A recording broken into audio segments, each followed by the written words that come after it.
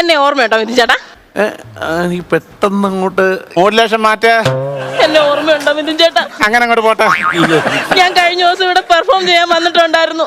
എന്തായിരുന്നു performance? Dance ആയിരുന്നു. Dance modulation ആ താളത്തിൽ അങ്ങോട്ട് പോട്ടെ. ക്ലാസിക്കൽ ഡാൻസ് ആയിരുന്നോ? അല്ല അല്ല അല്ല അല്ല സിനിമാറ്റിക് അല്ല അല്ല അല്ല. എന്നാ പിന്നെ കണ്ടംപററി ആയിരിക്കും. ഞാൻ വിചാരിച്ചു വലിയ മാനേജാന്ന് വിചാരിച്ചു കേട്ടോ. ഇന്നിങ്ങനെ എന്റെ ഭാര്യയാ. ഈ പെണ്ണുങ്ങളോടൊക്കെ ഇങ്ങനെ വല്ലാത്ത സംസാരം സംസാരിക്കില്ലേ? എന്താ പറഞ്ഞു? പുള്ളി എന്ത് വൃത്തിയാണ് ഇപ്പൊ പറഞ്ഞത്?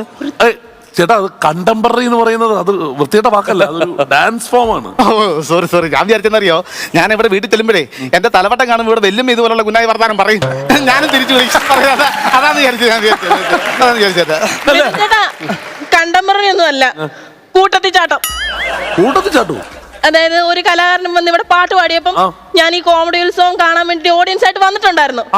ആ പാട്ട് പാടിയ സമയത്ത് ഈ മിഥുൻ ചേട്ടനും പ്രചോദേട്ടനും ടിനിച്ചേട്ടനും പറഞ്ഞ പാട്ടിന്റെ കൊഴുപ്പ് കൂട്ടാൻ അവിടെ മര്യാദയ്ക്ക് കണ്ടോണ്ടിരുന്ന ഞങ്ങളെ ഈ വിളിച്ച് ഫ്ലോറിൽ കയറ്റി ഇവിടെ കിടന്ന് കൂട്ടത്തിൽ ചാടി. അന്നേരം എന്റെ ഈ കയ്യിലുണ്ടായിരുന്ന മോതിരത്തിന്റെ കല്ല് പോയി. അതില്ലാതെ ഞാൻ വീട്ടിൽ കയറത്തില്ല, അറിയോ? ഈ നിസ്സാര പ്രശ്നത്തിനാണോ കേട്ടോ ഇവിടെ ഒന്ന് പ്രശ്നം ഉണ്ടാക്കുന്നത്? അങ്ങനെ നിസ്സാരമായിട്ട് കളയാ പോയത് മുതിർത്തി കല്ലല്ല, 1 ലക്ഷം രൂപ വിലയുള്ള പത്രക്കല്ല, അറിയോ? ഇങ്ങനെ നിർബന്ധം കാണിക്കരുത്. എന്താ നിർബന്ധം കാണിക്കുന്നത്? എനിക്കാന്നൊരു നിർബന്ധം. ഇവക്ക് എന്ത് പറഞ്ഞാലും നിർബന്ധം. ഇവിടെ നിർബന്ധം കൊണ്ട് ഞാനൊക്കെ ഇവക്ക് പൊറുതി വിട്ടേക്കും. എന്തോ നിർബന്ധം അറിയോ ഇവക്ക്? ഇനി വന്നേ. ഇല്ല, ഇനി ഇങ്ങോട്ട് വരാൻ. എന്തിനാ? എന്റെ കൈയുടെ ബന്ധം ഒന്ന് വേർപ്പെടുത്തിക്കേ. ഞാൻ വിചാരിച്ചു നിങ്ങൾ എന്നെ തലേ കൈ വെച്ച് പ്രാഗുമായിരിക്കും. മുട്ടയിടണോ ഞാന്? മുട്ടയിടാ നീ എന്ത് കോഴിയോ?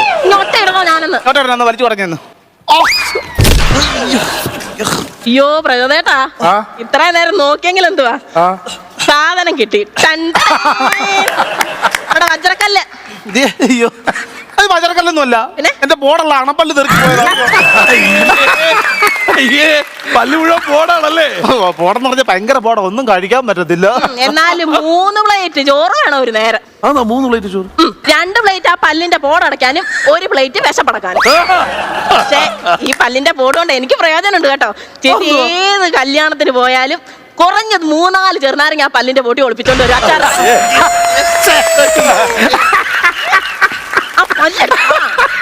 പല്ല കൊണ്ടെടുത്ത് കളയാൻ. അങ്ങനെ കളയാൻ പറ്റത്തില്ല. എന്തിനാ ഇത്?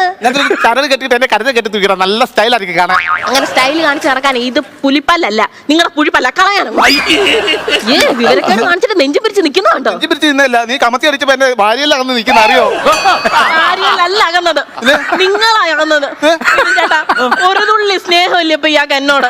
നീ അങ്ങനെ വർത്താനം പറയല്ല. എന്താണ് സ്നേഹക്കുറവ്? രാത്രി ഞാനും ഇങ്ങനെ കൂടെ ഉറങ്ങാൻ കിടക്കുന്നത്, നിങ്ങൾ ഈ ഉറക്കത്തിൽ എങ്ങോട്ടാ പോകുന്നത്? ഞാൻ ഉറക്കത്തിലേക്ക് ആണ്ടുപോകുന്നു. ഞാൻ നോക്കുമ്പോ നിങ്ങൾ ഞൂണ്ട് പോകുന്നതാ കാണുന്നത്. അതായത് ചേട്ടാ, ഞങ്ങൾ രണ്ടുപേരും ഉറങ്ങാൻ കിടക്കും. ഒരു പാതിരാത്രി ആകുമ്പോ ചൂടുള്ള ഇലയുടെ നില മാറ്റുന്നത് പോലെ ആ പുതപ്പ് മാറ്റിയിട്ട് ഇങ്ങനെ പോകുന്നു. ഇതൊക്കെ നീ എങ്ങനെ കാണുന്നു? ഇതൊക്കെ നീ എങ്ങനെ കാണുന്നത്? എനിക്ക് ഉറക്കമില്ലായിരുന്നു.